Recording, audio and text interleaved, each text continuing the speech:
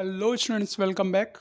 Next question के साथ हाजिर हुए हैं। क्वेश्चन नंबर 7 जैसे कि है, मैं एक बार रीड कर देता हूँ। क्वेश्चन क्या है आपका? For what value of P will the following pair of linear equation have infinitely many solutions. आपको बताना है कि हाँ पी की एग्जैक्टली वैल्यू क्या होगी, और चार आपको ऑप्शंस दिए हुए हैं। सेम एज जैसे कि मैंने भी एक पहले वाला क्वेश्चन जो दिया था, सेम एज ये क्वेश्चन है। ये क्वेश्चन दो क्वेश्चन आपके अलग अलग है, रिपीटेड क्वेश्चन थे। एक क्वेश्चन जो मैंने क्वेश्चन नंबर 6 किया था वो तो बहुत अच्छा और इंपॉर्टेंट क्वेश्चन है। सेम एज ये क्वेश्चन था, उसमें भी मैंने एज अ शॉर्ट मेथड आपको बताया था कि अगर आपको रेशियो इन प्रोपोर्शन से सॉल्व करना है तो पहले चेक करो the bigger number which is, जो भी आपको रेशियो के अकॉर्डिंग गिवन दिया उसके फैक्टराइज कीजिए, उसके अकॉर्डिंग वैल्यू पुट कीजिए। सेम एज हम यहाँ पुट करेंगे क्वेश्चन के अकॉर्डिंग।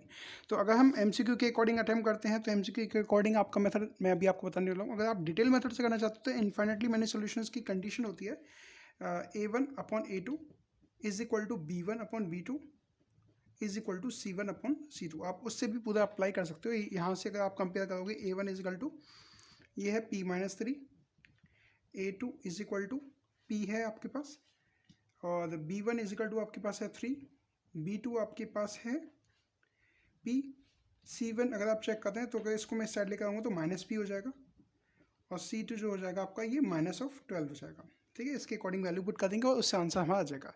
लेकिन एग्जाम में आपको ये क्वेश्चन आपके लिए एज ए एमसीक्यू में बता रहा हूँ। ये क्वेश्चन जब आप चेक करोगे तो ये एज आपका डिटेल मेथड क्वेश्चन ये आपको दिया होगा, 3 मार्क्स का क्वेश्चन वहाँ मेंशन होगा। ठीक है, ये मैंने एमसीक्यू के थ्रू दिया है कि एमसीक्यू के थ्रू आपके ऑप्शन क्या हो सकते हैं। इससे पहले जो क्वेश्चन था मैंने उसमें आपके दो ऑप्शन ही, जो क्वेश्चन में गिवन दिए थे, दो ऑप्शन ही मैच कर रहे थे।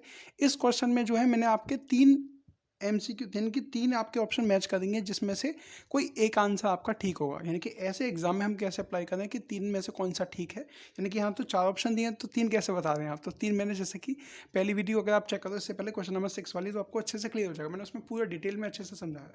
तो सबसे पहले हम क्या चेक करते हैं कि रेशियो प्रोपोर्शन बनाने के लिए A1/A2, B1/B2 C1/C2 का हम पहले ये चेक करेंगे रेशियो प्रोपोर्शन कहीं पर बन रहा है या किसी का कोई वैल्यू ग्रेटर नंबर है, उसके फैक्टर फाइंड करेंगे। तो अगर मैं यहाँ चेक करता हूँ P-3 और P कोई इसके फैक्टर नहीं निकाल सकते। 3 और P, 3 अभी छोटा नंबर है आपका।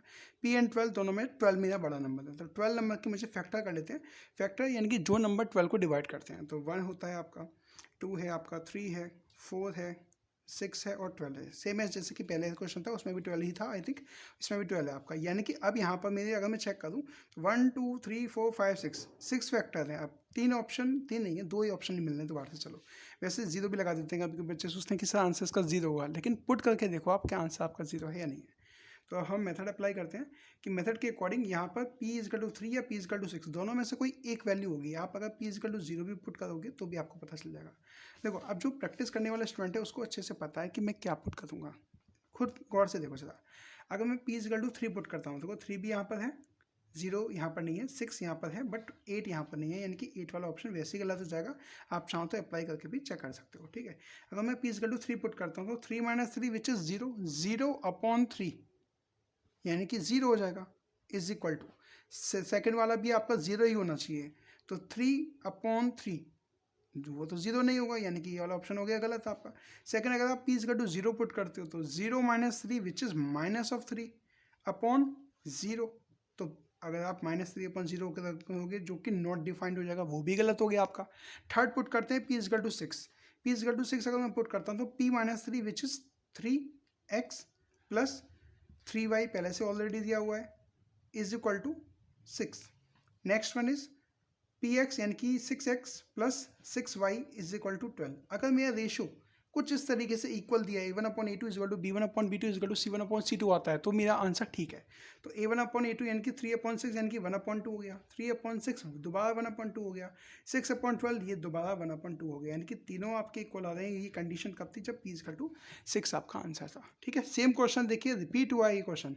ठीक है, बस वहाँ आपका 3 - C वाले क्वेश्चन टाइप का था, यहाँ P-3 के अकॉर्डिंग है।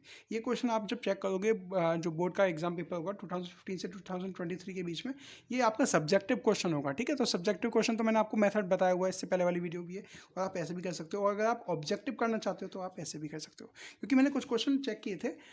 जो क्वेश्चन थे आपके डेली वाले, जो क्वेश्चन डेली वाले में MCQ थे, वो आपके वाले क्वेश्चन पेपर में जो थे वो ऐसा सब्जेक्टिव भी थे। कुछ क्वेश्चन ऐसे भी मैच कर रहे थे, तो मैंने वो भी क्वेश्चन ऐड कर रहा हूँ उसके अकॉर्डिंग।